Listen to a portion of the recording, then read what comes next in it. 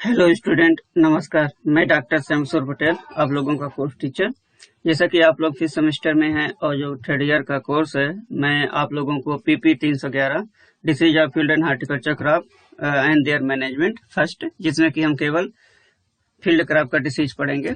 तो उसमें हमने पहला यूनिट कंप्लीट कर लिया है और दूसरी यूनिट में हम आज डिसीज ऑफ शुगर केन पढ़ेंगे, जो कि लेक्चर नंबर 13 में आता है, लेक्चर नंबर 13 में आता है। तो सबसे पहले हम देख लेते हैं कि आज के लेक्चर का आउटलाइन क्या है। तो सबसे पहला है introduction to sugar cane diseases, मतलब शुगर केन की डिसीज का इंट्रोडक्शन। उसके बाद आज के लेक्चर का ऑब्जेक्टिव क्या है, हम क्यों पढ़ रहे हैं आज का लेक्चर।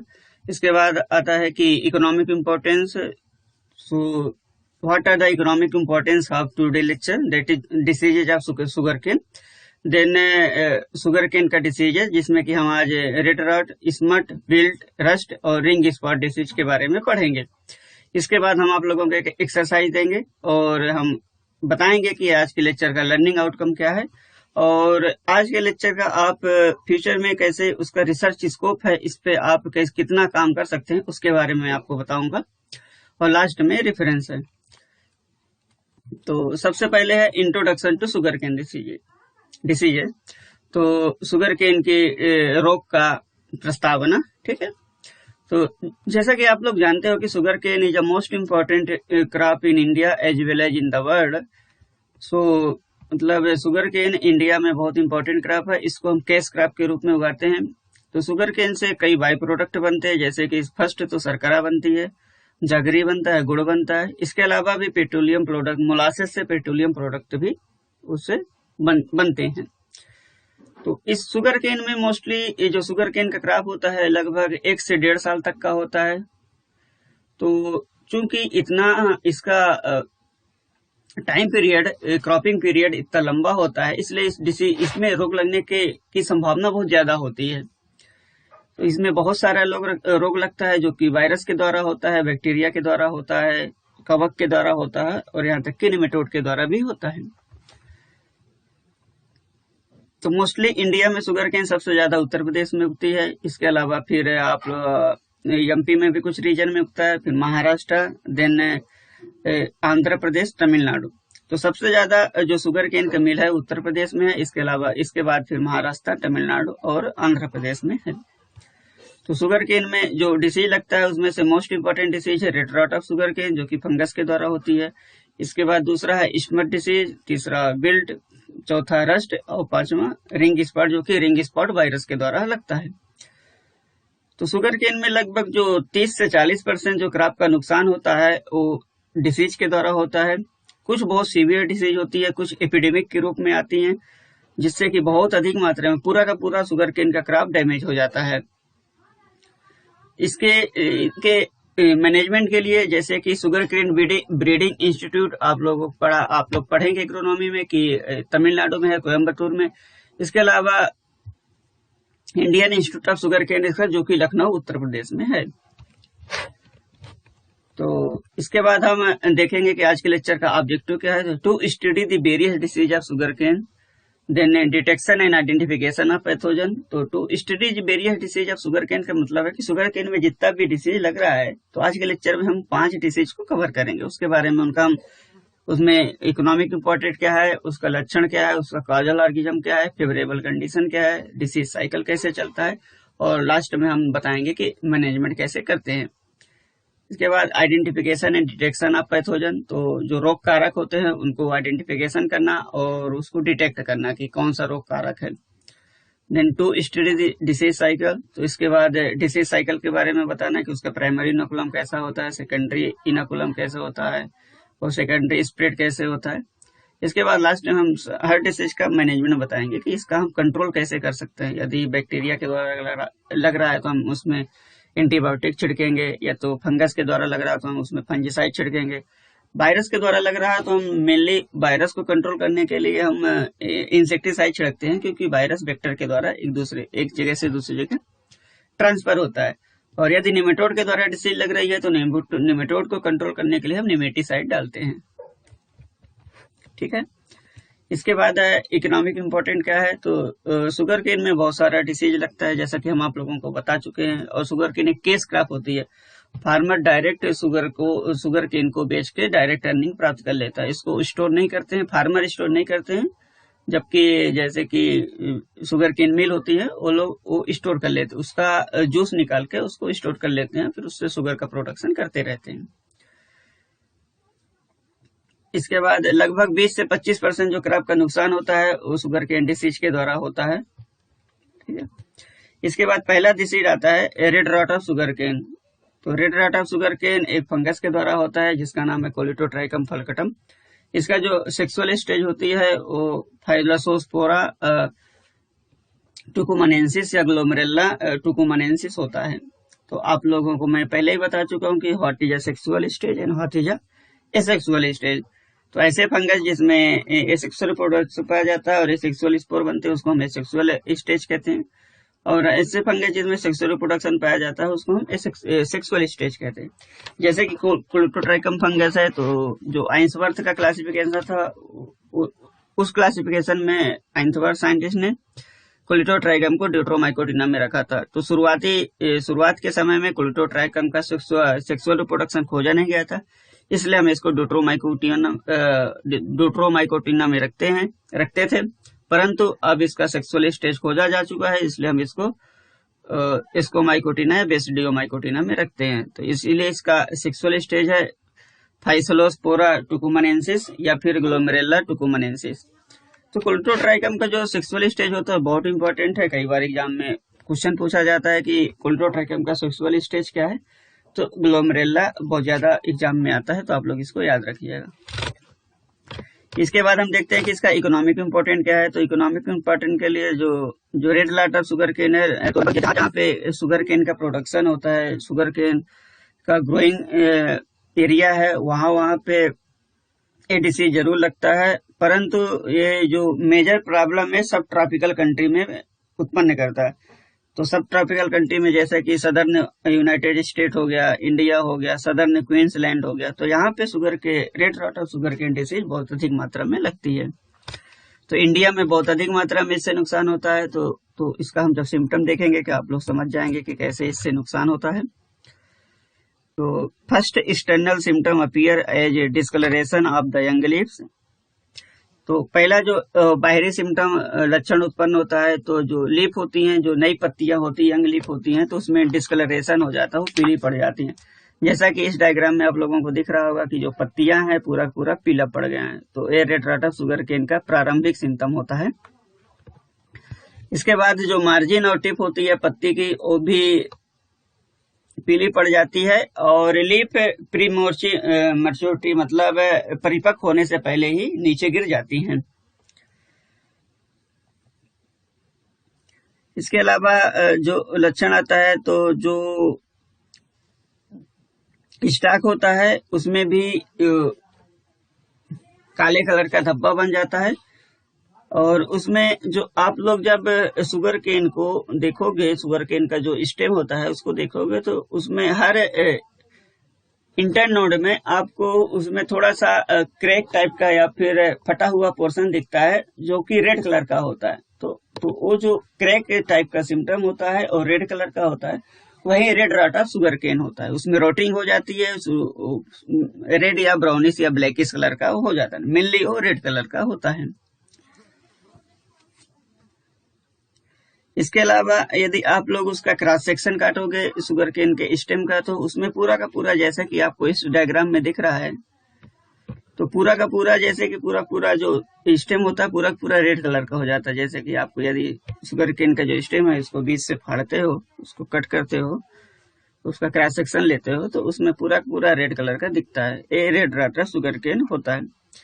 और यदि आप लोग ऐसे शुगर केन के स्टेम को यदि आप लोग खाते हैं, तो उसमें एसिडिक टेस्ट आता है, और उसमें एसिडिक ओडर भी आती है, मतलब गंध आती है एसिडिक, और उसमें टेस्ट नहीं रहता, वो बिल्कुल जैसे कि आप लोग एसिड खा रहे हो या उस टाइप का टेस्ट आता है। जो पैथोजन होता है वो रेडिश मतलब पत्ती के ऊपरी सरफेस पे रेडिश मतलब रेड कलर का घाव उत्पन्न करता है, और उसका जो सेंटर होता है वो डार्क होता है, और यहाँ तक कि जो पत्ती का जो मिडरीफ होता है और तो उसमें वो रेड कलर का स्पॉट उत्पन्न होता है, धब्बा उत्पन्न होता है और धीरे धीरे बड़ा हो जाता है और पूरी की पूरी पत्ती को कवर कर लेता है। जैसा कि आपको इस डायग्राम में दिख रहा होगा कि पूरा पूरा जो रेड कलर का स्पॉट है पूरा का पूरा शुरू में छोटा रहता है, फिर पूरी पत्ती को कवर कर लेता है।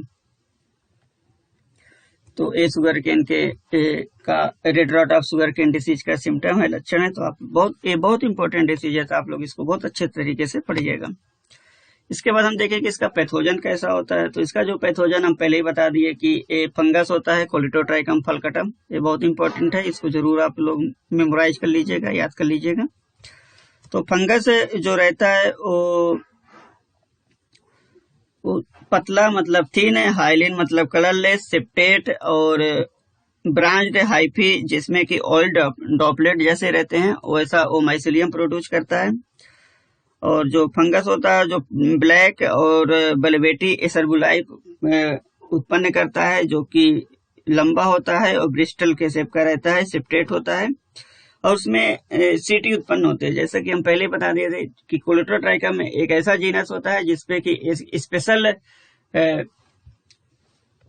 कैरेक्टर होता है जिसको हम सीटी कहते हैं। ठीक है, तो ये आप लोग इसको, सीटी भी बहुत इंपॉर्टेंट है, तो आप लोग इसको याद रखें। इसका जो क्निडिया होता है वो सिंगल सेल होता है, हाइलिन होता है, फलकेट, इसलिए हम इसके जो स्पीसीज होती है इसको हम फलकटम कहते हैं। फलकेट होता है, ग्लैनुलर और गिटुलेट होता है। यहाँ तक कि जो लाइट कलर का जो फिजियोलॉजिकल स्पॉट होता है वो भी मोस्ट वायरुलेंट होता है। और इसमें जो एसआई होते हैं क्लेवेट होते हैं, यूनिटूनिकेट होते हैं और वो हवा के द्वारा स्प्रेड होते हैं। जो एसआई होते हैं वो लार्ज नंबर का जो हाइलिन, सेप्टेट, फिलीफार्म, पैराफाइसिस प्रोड्यूस करते हैं। और जो इसका एस्कोस्पोर होता है वो एलिप्सॉइड या फ्यूजॉइड या हाइलिन, स्ट्रेट या स्लाइटली कर्व और यूनिसेलुलर होता है। इसके बाद हम देखते हैं कि इसका डिसीज साइकिल क्या होता है। तो इसके डिसीज साइकिल के लिए सबसे पहले जो फंगस होता है इसके सेट बर्न होता है। मतलब जब हम जैसे कि आप लोग पढ़े होंगे कि शुगर केन का जो प्लांटिंग मटेरियल होता है, स्मॉल छोटे छोटे सेट को पोर्शन को हम स्टेम को ऊपरी भाग को कट करके लगाते हैं, उसको हम सेट बोलते हैं। तो ए सेट बर्न होता है। तो जो सेट होते हैं यदि इन्फेक्टेड है तो यहीं से प्राइमरी इन्फेक्शन का कार्य करता है। यहाँ तक कि जो फंगस होता है सॉइल में भी परसिस्टेंट होता है और क्लेमाइडोस्पोर डॉर्मेंट माइसिलियम भी बनाता है। तो primary infection mainly infected set के द्वारा होता है और जो सेकेंडरी स्प्रेड होता है तो इरिगेशन वाटर के द्वारा या कल्टीवेटेड टूल्स, जो हम टूल्स यूज कर रहे हैं इंटरकल्चर ऑपरेशन के लिए, उससे फैलता है। या फिर जो रेन स्प्लैश या एयर करेंट होती है या तो उसके द्वारा भी जो क्निडिया होते हैं वो डिसीज प्लांट से डिसीज पौधे से हेल्दी पौधे में पहुंच जाते हैं। जो फंगस होता है दूसरे कोलेटरल होस्ट में भी सर्वाइव करता है, जैसे कि सोरगम बल्गेयर हो गया, सोरगम हेलिपेंस हो गया और सेक्रम स्पॉन्टेनियस हो गया। तो ऐसे ये डिसीज साइकिल चलता है। इसके बाद हम देखते हैं कि इसका फेवरेबल कंडीशन क्या होता है। तो यदि मोस्ट फेवरेबल कंडीशन, यदि हम लगातार एक ही फील्ड पे शुगर केन उगाते हैं तो ये बहुत ही जो रेड रॉट डिसीज बहुत अधिक मात्रा में लगती है। या फिर हम जैसे कि शुगर केन की रटोनिंग क्रॉप लगाते हैं तो उस पर भी ये डिसीज लगने के चांसेस बहुत ज्यादा होते हैं। और यदि इंसेक्ट के द्वारा इंजरी हो जाती है और वाटर लॉग्ड कंडीशन है, पानी का जमा हो जाता है, तो उसमें भी ये डिसीज लगने की संभावना बहुत ज्यादा होती है।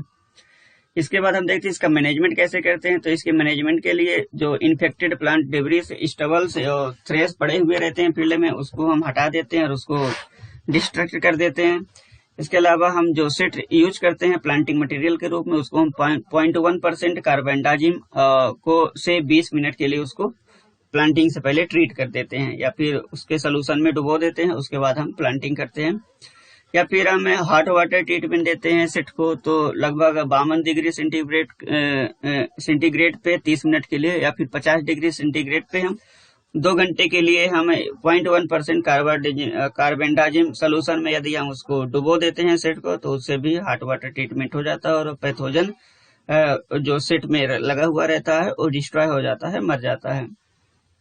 सेट को हम जो एरेटेड स्टीम होती है, जैसे कि 52 डिग्री सेंटीग्रेड पे या से 4 से 5 घंटे, या फिर उसमें मॉइस्ट हॉट एयर को 54 डिग्री सेंटीग्रेड पे 2 घंटे के लिए यदि हम सेट को रख देते हैं, तब भी ये पैथोजन फ्री हो जाता है।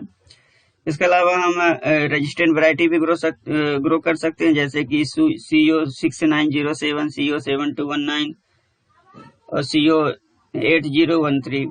तो सीओ मतलब कोयम्बटूर, सीओ का कोयम्बटूर, क्योंकि जब जैसे हम पहले बता दिए कि शुगर केन का जो शुगर केन ब्रीडिंग इंस्टीट्यूट है कोयम्बटूर में है, तो Coimbatore sugarcane breeding institute से बहुत सारा वैरायटी निकला है, तो वहीं से नाम लिया गया है सीओ। ठीक है। इसके अलावा हम जो रटूनिंग क्लॉक होती है उसको अवॉइड करते हैं, उसको नहीं लेते हैं, और जो हम सेट लेते हैं प्लांटिंग के लिए वो डिसीज फ्री होना चाहिए, और डीप टिलेज को हम इंकॉर्पोरेट करते हैं फील्ड में, या फिर क्रॉप रोटेशन इसमें इंक्लूड करते हैं, जो कि क्लास रोटेशन हम नॉर्मली राइस या ग्रीन मैन्योर क्रॉप के द्वारा करते हैं, तब भी ये डिसीज लगने के चांसेस कम हो जाते हैं। इसके बाद दूसरा डिसीज आता है स्मट, जिसको हम पीपी स्मट भी कहते हैं। तो जो स्मट होता है ऑस्ट्रेलागोसिटामिनी के द्वारा होता है। ये भी बहुत इंपॉर्टेंट डिसीज है, इसका इकोनॉमिक इंपॉर्टेंस है। It is considered as an important disease and is common throughout the world. ये बहुत इंपॉर्टेंट डिसीज है और पूरे विश्व में लगभग हर जहां जहां पे शुगर केन का क्रॉप उगाते हैं वहां पे लगती है। इंडिया में बहुत अधिक मात्रा में शुगर केन लगता है, और जहां जहां पे शुगर केन की ग्रोइंग होती है, कल्टीवेशन होता है, वहां पे जरूर लगता है स्मट डिसीज। इसके बाद हम देखते हैं कि इसका लक्षण क्या होता है। तो इसके लक्षण के लिए जो अफेक्टेड प्लांट होता है छोटा रह जाता है, और जो सूट होता है वो मतलब जो स्टेम होता है तो वो लॉन्ग विप लाइक या डस्टी ब्लैक स्ट्रक्चर के रूप में कन्वर्ट हो जाता है। जैसा कि आप लोगों के इस फोटोग्राफ में दिख रहा है कि इसका जो सूट है ब्लैक कलर का या फिर डस्टी लाइक स्ट्रक्चर में कन्वर्ट हो गया है। तो ये मेन सिम्टम होता है स्मट या स्मट डिसीज का। इसके अलावा जो विप का जो लेंथ होता है फ्यू इंच से लगभग फ्यू फीट, कुछ इंच से कुछ फीट तक भी हो सकता है। और अर्ली स्टेज में यदि इन्फेक्शन होता है तो उसमें थिन या पेपरी मेम्ब्रेन बन जाती है, और इसमें स्ट्रेट या स्लाइटली कर्व विप बनता है। और जिसका जो मेच्योरिटी के टाइम पे ये जो ब्लैक स्मट होता है, मतलब ये जो टीलियोस्पोर होते हैं वो हवा के द्वारा ट्रांसफर हो जाते हैं। जब ये बहुत अधिक मात्रा में या बहुत सीवियर कंडीशन में डिसीज लग जाता है तो ये लगभग पूरा का पूरा जो फील्ड में जो शुगर केन लगाते हैं वो पूरा पूरा डैमेज हो जाता है। जो रटून क्रॉप होती है वो बहुत ही वल्नरेबल होती है, बहुत ही सेंसिटिव होती है स्मट डिसीज के लिए। इसके बाद हम देखते हैं कि इसका पैथोजन कैसा होता है। तो इसका जो पैथोजन होता है ये तो जो फंगस का जो हाइफी होता है वो इंटरसेलुलर और टाइनी ब्लैक टेलियोस्पोर बनाता है। जो पतले टेलियोस्पोर होते हैं वो उसमें वो पौधे के एपिडर्मिस पे पहले इन्फेक्ट करते हैं, उसके बाद वो पूरा पूरा पौधे को कवर कर लेते हैं। स्मट जो लगभग 3 से 4 सेल वाला कुनिडिया स्पोर बनाता है, जो प्रोमाइस हाइलिन होता है, मतलब कलरलेस होता है, और उसमें 3 से 4 स्पोरिडिया बनते हैं जो कि हाइलिन और ओवल शेप के रहते हैं। इसके बाद हम देखते हैं कि इसका डिसीज साइकिल कैसे होता है। तो इसके डिसीज साइकिल के लिए जो इसका टेलियोस्पोर होता है वो सॉइल में बहुत लंबे समय तक सर्वाइव कर लेता है, जिंदा रहता है। लगभग 10 साल तक इसका जो टेलियोस्पोर होता है वो सॉइल में जिंदा रहता है। इसका जो स्पोर और स्पोरिडिया होता है वो इन्फेक्टेड प्लांट डेब्रिस में जो कि सॉइल में पड़ा हुआ रहता है उस पर बहुत दिनों तक जिंदा रहता है। जो स्मट स्पोर और डॉर्मेंट माइसिलियम होता है वो इन्फेक्टेड सीड में भी सर्वाइव करता है। तो जो इसका प्राइमरी स्प्रेड होता है वो डिसीज सीड पीस, मतलब जो सेट यूज करते हैं, और यदि डिसीज उस पे डिसीज है तो उस प्राइमरी इन्फेक्शन उसी के द्वारा होता है। इसके अलावा जो प्राइमरी इन्फेक्शन स्पोरिडिया और स्पोर जो सॉइल में प्रेजेंट होते हैं उसके द्वारा भी होता है, जो कि रेन इरिगेशन वाटर या सॉइल बर्न इन्फेक्शन प्रोड्यूस करते हैं। इसका जो सेकेंडरी इन्फेक्शन होता है वो मेनली स्मट स्पोर जो हवा के द्वारा एक जगह से दूसरी जगह ट्रांसफर होते हैं उसके द्वारा फैलता है। इसमें कुछ कोलेटरल होस्ट भी होते हैं, जैसे कि सेक्रम स्पॉन्टेनियम और सेक्रम रोबस्टम, सोरगम बल्गेयर और साइप्रस रोटेंडर से कोलेटरल होस्ट होते हैं। तो ऑफ सीजन में इन पे सर्वाइव करता है। इसके बाद हम देखते हैं कि इसका फेवरेबल कंडीशन क्या होता है। तो इसके फेवरेबल कंडीशन के लिए यदि हम मोनोकल्चरिंग करते हैं शुगर केन का और कंटिन्यूस रूटीन क्रॉपिंग करते हैं तो ये बहुत अधिक है, या ड्राई वेदर उस टाइम पे हो जाता है और कम टिलर हम यूज कर या टिलरिंग स्टेज होती है पौधे की, तो इस टाइम पे एडिसी लगने के चांसेस बहुत ज्यादा होते हैं। इसके बाद हम देखते हैं कि इसका मैनेजमेंट कैसे कर सकते हैं। तो इसके मैनेजमेंट के लिए जो हम प्लांटिंग मटेरियल यूज करेंगे, सेट यूज करेंगे तो डिसीज फ्री, इन्फेक्शन फ्री होना चाहिए। इसके अलावा जो स्मटेड स्पोर होते हैं या फिर स्मटेड सेट होते हैं उनको, या प्लांट डेब्रिस होता है उसको हम इकट्ठा करके उसको हम डिस्ट्रॉय कर देते हैं, और यदि हम समर में डीप फ्लोइंग करते हैं तो उससे भी ये डिसीज कंट्रोल हो जाती है। या तो हम रेड ग्राम को कंपेनियन क्रॉप के रूप में, यदि दो रो के शुगर केन के रो के बीच में हम रेड ग्राम को लगा देते हैं तो इससे भी ये डिसीज कंट्रोल हो जाती है। या फिर जो हम सेट यूज करते हैं उसको हम हार्ड वाटर ट्रीटमेंट देते हैं लगभग 50 डिग्री सेंटीग्रेड पे 2 घंटे के लिए, तो उससे भी ये डिसीज कंट्रोल हो जाती है। इसके अलावा हम कुछ रेजिस्टेंट वैरायटी को करते हैं, जैसे कि CO6806 और CO62175, यदि ये रजिस्टर्ड वैरायटी हैं, यदि हम इनको ग्रो करते हैं तो भी ये डिसीज नहीं लगती है। इसके बाद तीसरा डिसीज आता है बिल्ट डिसीज जो रहता है, ये भी बहुत इंपॉर्टेंट डिसीज है, जो कि सिफलोस्पोरियम सकारी के द्वारा होती है। ये भी एक फंगस है। तो इसका जो इकोनॉमिक इम्पोर्टेंस है, तो it important disease of sugar cane and is common in Srikakulam, Visakhapatnam and Nizamabad district of Andhra Pradesh. So जो ये बिल्ट डिसीज शुगर केन में लगता है, बहुत इंपॉर्टेंट डिसीज है, और कॉमनली श्रीकाकुलम, विशाखापट्टनम और निजामाबाद का जो उत्तर प्रदेश का आंध्र प्रदेश का जो डिस्ट्रिक्ट है उनमें लगता है। जो ये डिसीज लगती है नॉर्मली जब रेड रॉट लगता है उसी के साथ साथ लगती है, तो बहुत अधिक मात्रा में नुकसान पहुंचाती है। और जो बिल्ट डिसीज के सॉइल और एल्कलाइन सॉइल होती है उनमें डिसीज लगने के चांसेस बहुत ज्यादा होते हैं। या फिर यदि मोस्ट स्ट्रेस कंडीशन होती है उस समय भी ये डिसीज बहुत ज्यादा लगती है। इसके बाद हम देखते हैं कि इसका लक्षण कैसा कैसा रहता है। तो इसका जो पहला सिम्टम आता है, तो लगभग जब 4 से 5 महीने पुराना शुगर केन का क्रॉप हो जाता है प्लांटिंग के बाद, तो उस टाइम पे ये डिसीज लगने के चांसेस बहुत ज्यादा होते हैं। जो शुगर केन होता है, यदि हम ग्रुप में केन यदि ग्रुप में रहता है तो उसमें डिसीज लगते हैं। जो अफेक्टेड जो प्लांट होते हैं वो छोटे रह जाते हैं, स्टंटेड हो जाते हैं, उनमें एलोइंग या फिर क्राउन लीफ उत्पन्न हो जाती है। उसका जो पत्ती का जो मिडरीफ होता है वो जनरली पीला पड़ जाता है, और उसका जो लीफ लेमिला होता है वो रिमेन ग्रीन होता है। लीफ लेमिला ग्रीन ही रह जाता है, परंतु जो पत्ती का जो मिडरीफ होता है वो पीला पड़ जाता है। इसके अलावा पत्ती ड्राई हो जाती है और उसमें हेलोनेस आ जाती है, या जिसका जो कोर होता है वो पित हो जाता है। जो पित होता है इसका जो उसमें रेडिश डिस्कलरेशन हो जाता है, उसमें लॉन्गिट्यूडिनल रेड स्ट्रिक बन जाते हैं, जैसा कि इस फोटोग्राफ में आप लोगों को दिख रहा होगा। यदि सीवियर इन्फेक्शन हो जाता है तो जो स्पंडल शेप का जो नोड होता है वो इंटरनोड में भी डिसीज फैल जाती है, और उसमें एक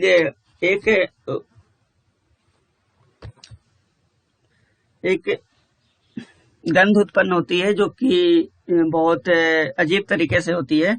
डिसएग्रीएबल ओडर उत्पन्न होता है, मतलब कि जो गंध होती है वो बहुत ही अजीब तरीके की होती है, और जो माइसिलियम होता है इसका वो कैविटी के रूप में कन्वर्ट हो जाता है। तो इसका मेन सिम्टम है। तो यहाँ पे आप लोगों को यहाँ पे फोटोग्राफ में दिख रहा होगा कि जो स्टेम का जो मिडरी लिप होता है वो येलो हो जाता है, और उसका जो मार्जिन होता है वो ग्रीन ही रहता है, यहाँ पे दिख रहा होगा आपको, ठीक है। इसके बाद हम देखते हैं इसका पैथोजन कैसा होता है। तो इसका जो पैथोजन होता है, तो फंगल माइसिलियम जो होता है हाइलिन होता है, सेप्टेट होता है, थिन वाल्ड होता है, बहुत पतला उसमें बाल पाई जाती है। इसका जो कुनिडियोफोर होता है वो सिंपल सिलेंडर या सोलेन या हाइलिन होता है, सिंगल सेल वाला होता है, और इसमें माइक्रोकुनिडिया बनते हैं। तो माइक्रोकुनिडिया बनाता है, जबकि इसमें माइक्रोकुनिडिया नहीं बनते हैं। इसका जो डिसीज साइकिल होता है, तो डिसीज साइकिल में जो फंगस का जो प्राइमरी इन्फेक्शन होता है, जो सीड बर्न होता है, और ये फंगस 2 से 3 साल तक सॉइल में भी सर्वाइव कर जाते हैं, तो ये प्राइमरी इनोकुलम का कार्य करते हैं। इसका जो सेकेंडरी स्प्रेड होता है या तो हवा के द्वारा या रेन के द्वारा, इरिगेशन वाटर के द्वारा होता है। इसका जो फेवरेबल कंडीशन होती है, तो हाई डे टेम्परेचर यदि 30 से 35 डिग्री सेंटीग्रेड है, लो ह्यूमिडिटी है लगभग 50 से 60% है, और लो सॉइल मॉइस्चर है, एल्कलाइन सॉइल है, तो उस समय यदि हम नाइट्रोजन फर्टिलाइजर ज्यादा डाल देते हैं तो उस समय भी डिसीज लगने के चांसेस या संभावना ज्यादा हो जाती है। फिर हम देखें कि इसका मैनेजमेंट कैसे करते हैं। तो इसके मैनेजमेंट के लिए हम जो हम सेट यूज करते हैं प्लांटिंग मटेरियल, वो इन्फेक्शन फ्री होना चाहिए। इसके अलावा यदि हम सेट को यदि हाथ वाटर ट्रीटमेंट देते हैं 50 डिग्री सेंटीग्रेड पे, तो 2 घंटे के लिए, उसके बाद हम यदि हम 0.05% कार्बेंडाजिम सोल्यूशन में 15 मिनट के लिए हम उस पे रख देते हैं, तो डिप कर देते हैं, तो इससे भी ये डिसीज लगने की संभावना या मैनेज हो जाती है। इसके बाद जो सेट होता है, यदि हम उसको 40 ppm बोरान या मैग्नीज के सोल्यूशन में 10 मिनट के लिए रख देते हैं, तब भी ये डिसीज कंट्रोल हो जाती है। या फिर हम रेजिस्टेंट वैरायटी उगाते हैं, तो जैसे कि CO617 या BP17, तो इससे भी डिसीज मैनेज हो जाती है। या फिर जो थ्रेश या स्टेबल फील्ड में होते हैं, उसको हम जला देते हैं या खत्म कर देते हैं, और रटून क्रॉप की हम प्रैक्टिस को बंद कर देते हैं, क्योंकि रटून क्रॉप में बहुत ज्यादा डिसीज लगता है। इसके अलावा यदि हम कोरिएंडर या मस्टर्ड को कंपेनियन क्रॉप के रूप में उगाते हैं यदि, तो उससे भी ये डिसीज कंट्रोल हो जाती है। इसके बाद नेक्स्ट डिसीज आता है रस्ट। तो जो शुगर केन में जो रस्ट रखता है, वो पक्सिनिया मेलानोसिफेला या पक्सिनिया कुवेनी के द्वारा लगता है। इसको जो सिनोनिम में पक्सिनिया एरियंथाई भी है। इसका जो इकोनॉमिक इम्पोर्टेंट होता है, तो जो शुगर केन में जो रस रखता है, ये भी बहुत इंपॉर्टेंट डिसीज है। इसके द्वारा भी पौधों में बहुत अधिक मात्रा में नुकसान पहुंचता है, लगभग 15 से 20% जो क्रॉप का नुकसान हो जाता है, तो इसकी वजह से होता है। इसके बाद देखते हैं कि इसका जो लक्षण होता है, तो क्या क्या है। तो इसके लक्षण के लिए जो माइन्यूट मतलब छोटे इलोंगेटेड येलो स्पॉट या रेडिया पत्ती की यंग पत्ती की लोअर सरफेस पे लगते हैं। इसके बाद पिस्टूल बना लेते हैं और पत्ती के अपर सरफेस में भी आ जाते हैं। जो पिस्टूल होते हैं, मतलब जो घाव होते हैं, वो ब्राउन कलर, जब वो मेच्योर होते हैं तो ब्राउन कलर के रूप में परिवर्तित हो जाते हैं, और लेट सीजन में ये डार्क ब्राउन से ब्लैक टिलिया बना लेते हैं लोअर सरफेस की लीफ के लोअर सरफेस से। यदि सीवियर कंडीशन हो जाती है, तो जो यूरिडिया होते हैं लीफ सीप और इंटायर पूरे फोलिएज में इन्फेक्ट कर लेते हैं, और डिसीज जो होती है वो केन की यील्ड को या उसके जूस की क्वालिटी को रिड्यूस कर देती है। इसके बाद हम देखते हैं इसका पैथोजन कैसा रहता है। तो इसके पैथोजन के लिए जो माइसिलियम होता है, वो हाइलिन होता है, ब्रांच और सेप्टेट होता है, और पक्सिनिया कुवेनी जो ओवाइड या पियर शेप का यूरोडोस्पोर उत्पन्न करती है, जो कि सिंगल सेल वाला होता है। इसका जो टिलियोस्पोर होता है, वो बहुत अधिक मात्रा में पाया जाता है, पेल या ब्रिक कलर का या 2 सेल वाला स्मूथ वाल्ड होता है। इसके बाद हम देखते हैं कि इसका डिसीज साइकिल क्या होता है। इसके डिसीज साइकिल के लिए जो फंगस होता है, वो कोलेटरल होस्ट में भी सर्वाइव करता है, जैसे कि एरियंथस फेलवस हो गया, सिकेरम स्पॉन्टेनियस हो गया, स्पॉन्टेनियम। तो जिसका यूरोडोस्पोर होता है, वो इन्फेक्टेड स्टबल सॉइल के इन्फेक्टेड स्टबल जो कि सॉइल में पड़े हुए रहते हैं, इस पे इन्फेक्टेड सर्वाइव करता है। और जिसका जो मेनली स्प्रेड होता है एयरबर्न यूरोडोस्पोर के द्वारा होता है, जो कि हवा के द्वारा एक जगह से दूसरी जगह ट्रांसफर होते हैं। इसके बाद हम देखते हैं इसका डिसीज साइकिल फेवरेबल कंडीशन क्या होता है। तो इसका जो फेवरेबल कंडीशन के लिए जो टेम्परेचर होता है 30 डिग्री सेंटीग्रेड, और ह्यूमिडिटी यदि 70 से 90% होती है, उस टाइम पे यदि विंड वेलोसिटी ज्यादा होती है और क्लाउडी वेदर होता है, तो उस टाइम पे डिसीज लगने की संभावना ज्यादा होती है। इसके बाद हम देखते हैं इसका मैनेजमेंट कैसे करते हैं। तो इसके मैनेजमेंट के लिए हम इसके यदि कोलेटरल होस्ट को यदि हम डिस्ट्रॉय कर देते हैं, तो इससे डिसीज मैनेज हो जाती है। या फिर जो हम सेट यूज करते हैं इन्फेक्शन फ्री होना चाहिए,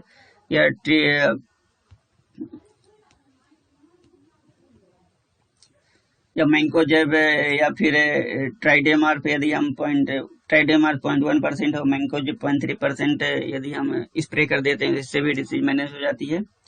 या हम थाइनम के द्वारा ट्रीटमेंट कर देते हैं एसिड को, उससे भी डिसीज मैनेज हो जाती है। इसके बाद लास्ट डिसीज आता है रिंग स्पॉट डिसीज, जो कि रिंग स्पॉट वायरस के द्वारा होती है, लेप्टोस्पिरा सेरारी के द्वारा होती है।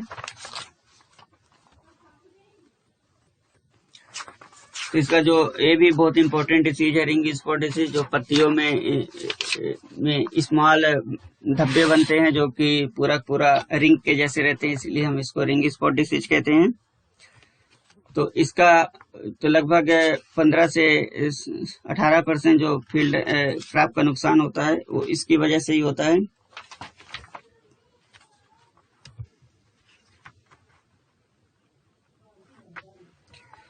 तो जो रिंग स्पॉट डिसीज होती है मेनली लेप्टोस्पिरा सेरारी के द्वारा होती है। इसका जो लक्षण आता है, तो disease first appear on the foliage dark green Oval या स्फेरिकल स्पॉट बनाता है। तो ये डिसीज जब फर्स्ट पहली बार पत्ती में आती है तो डार्क ग्रीन ओवल या स्फेरिकल शेप का स्पॉट बनाती है, इसलिए हम इसको रिंग स्पॉट डिसीज कहते हैं। और नॉर्मली ये जब अगस्त का सीजन आता है उसके बाद के समय में लगती है। जब ये स्पॉट होते हैं, जब ये साइज में बड़े होते हैं, इनका जो सेंटर पोर्शन होता है वो जो मर जाता है और वो डिस्कलर हो जाता है, और वो ब्राउन इसका जो मार्जिन होता है वो रेडिश ब्राउन कलर का होता है। और यदि पत्ती में बहुत ज्यादा इन्फेक्शन हो जाता है तो पत्ती मैच्योर होने से पहले ही सीड हो जाती है, गिर जाती है। इसका जो पैथोजन होता है, तो इसका पैथोजन पेरिथीसिया ग्लोबोज पेरिथीसिया उत्पन्न करता है, और जो उसमें क्लेवेट एसाइसी जिसमें कि 8 स्पोर होते हैं वो उत्पन्न करता है। और जो स्पोर होते हैं वो 3 से 3 सेपरेट होते हैं और पेल येलो कलर के होते हैं। इसका जो डिसीज साइकिल होता है, तो इसके डिसीज साइकिल के लिए जो प्राइमरी ट्रांसमिशन होता है इन्फेक्टेड सेट के द्वारा होता है या फिर प्लांटेविरिस के द्वारा होता है। जिसका सेकेंडरी स्प्रेड होता है वो स्पोर के द्वारा होता है, जो कि हवा के द्वारा, विंड के द्वारा, रेन के द्वारा, इरिगेशन वाटर के द्वारा एक जगह से दूसरी जगह ट्रांसफर होते हैं। इसके बाद हम देखते हैं इसका फेवरेबल कंडीशन क्या होता है। इसके फेवरेबल कंडीशन के लिए यदि हम कूल वेदर और हेवी यदि हम ज्यादा नाइट्रोजन फर्टिलाइजर का अप्लाई करते हैं तो उस टाइम पे डिसीज लगने की संभावना ज्यादा होती है। इसके बाद हम देखते हैं इसका मैनेजमेंट कैसे करते हैं। इसके मैनेजमेंट के लिए हमको जो प्लांटिंग मटेरियल यूज करना चाहिए वो इन्फेक्शन फ्री होना चाहिए, और हमको जो नाइट्रोजन फर्टिलाइजर को एप्लीकेशन करना चाहिए तो जितना रिकमेंडेड हो उतना ही अप्लाई करना चाहिए। जो फील्ड में जो थ्रेश या स्टेबल पड़े हुए रहते हैं उनको इकट्ठा करके जला देना चाहिए। इसके अलावा कॉपर ऑक्सीक्लोराइड @0.4% या कार्बेंडाजिम @0.1% या मैंकोजेब @0.3% यदि हम 7 दिन के इंटरवल पे यदि हम छिड़कते हैं फील्ड पे तो उससे भी डिसीज कंट्रोल हो जाती है। तो आज हमने सारा का सारा डिसीज पढ़ लिया, उसका सिम्टम क्या होता है, उसका फेवरेबल कंडीशन क्या होता है, उसका इकोनॉमिक इम्पोर्टेंट क्या है, उसका डिसीज साइकिल कैसे चलता है, उसका मैनेजमेंट कैसे करते हैं। तो इसके बाद हम आपको लोगों को एक्सरसाइज देते हैं। तो आप शुगर केन फील्ड पे जाइए, वहां से सैंपल कलेक्ट करिए और उसको लैब में लाके आइसोलेशन करिए, उसका हेर्बेरियम बनाइए, और on the basis of symptom आप हर डिसीज को कैसे डिफ्रेंशिएट करोगे तो वो पहचानना चाहिए।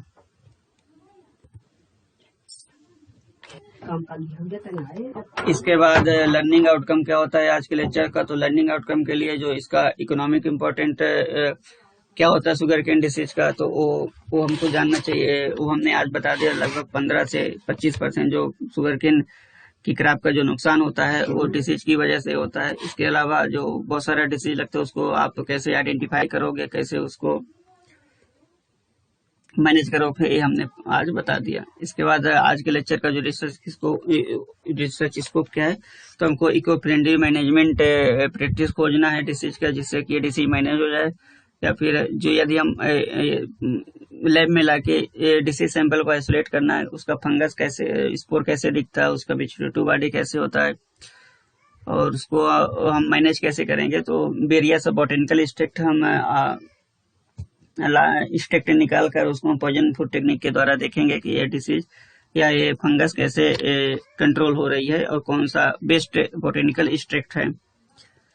तो आज के लेक्चर का हमारा रेफरेंस है, और आज के लेक्चर में हमने शुगर केन का 5 डिसीज पढ़ लिया। यदि इसमें आप लोगों को कोई भी कंफ्यूजन होता है, कोई भी दिक्कत आती है, तो आप लोग हमसे संपर्क कर सकते हो। तो आज का लेक्चर सुनने के लिए बहुत बहुत धन्यवाद। Best of luck.